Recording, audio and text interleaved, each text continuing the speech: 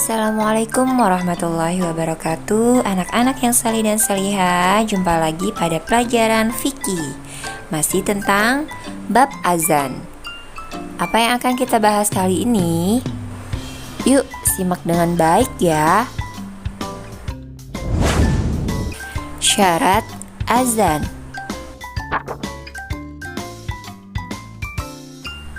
Syarat azan yang pertama adalah masuk waktu sholat.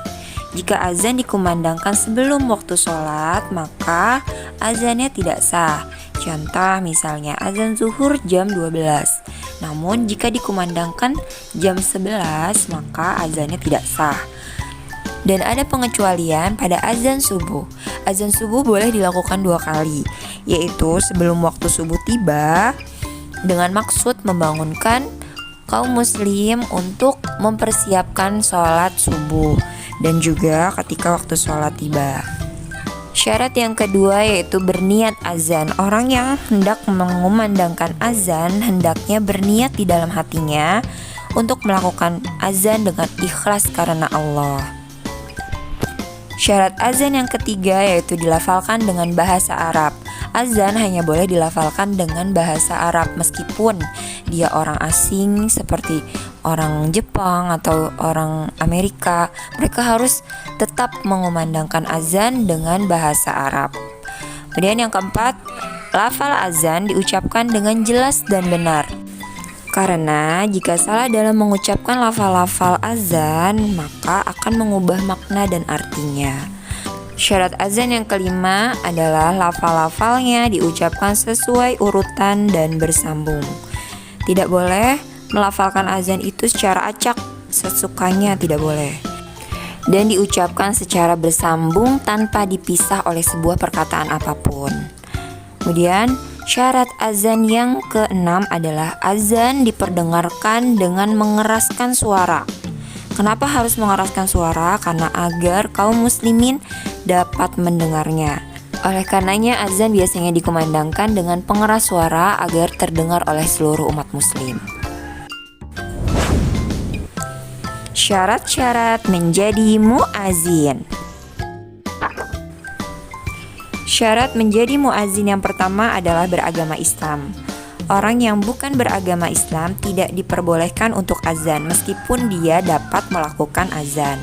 Syarat yang kedua adalah ikhlas karena Allah. Seorang muazin melakukan azan itu harus dengan ikhlas mengharap ridha Allah, bukan karena ingin dipuji atau suatu hal lain. Kemudian yang ketiga, adil dan amanah. Seorang muazin hendaknya adil dan amanah dalam waktu-waktu sholat.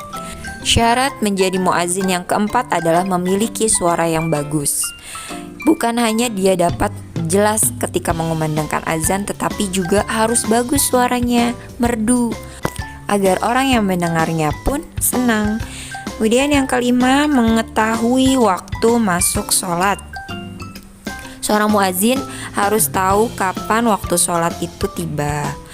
Jangan sampai terlewatkan atau malah sebelum waktu sholat dia sudah mengumandangkan azan.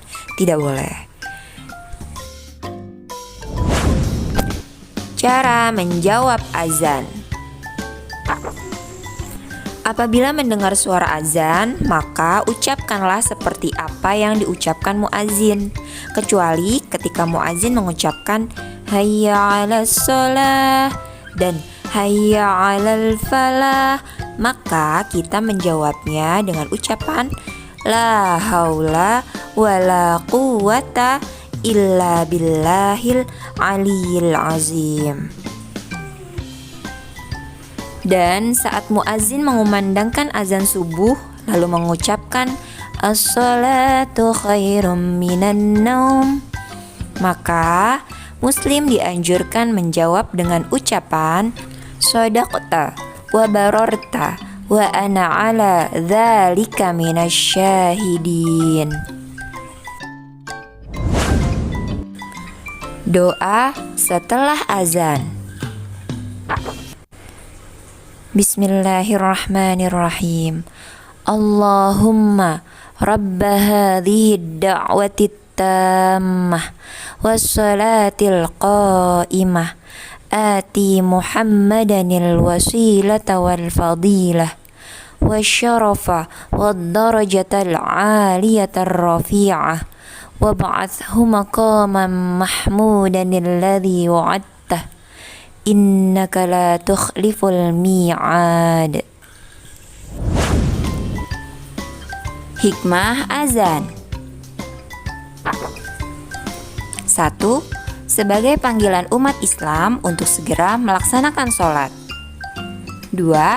Azan mengingatkan umat Islam untuk mendekatkan diri kepada Allah. 3. Azan dapat mendisiplinkan diri dalam mengatur waktu dan kegiatan dunia. 4. Azan dapat mempererat hubungan antara sesama muslim. 5. Azan menjadikan syiar Islam di tengah-tengah masyarakat. Alhamdulillah kalian sudah mempelajari tentang azan. Terima kasih sudah menyimak videonya. Sampai jumpa di pertemuan selanjutnya. Wassalamualaikum warahmatullahi wabarakatuh.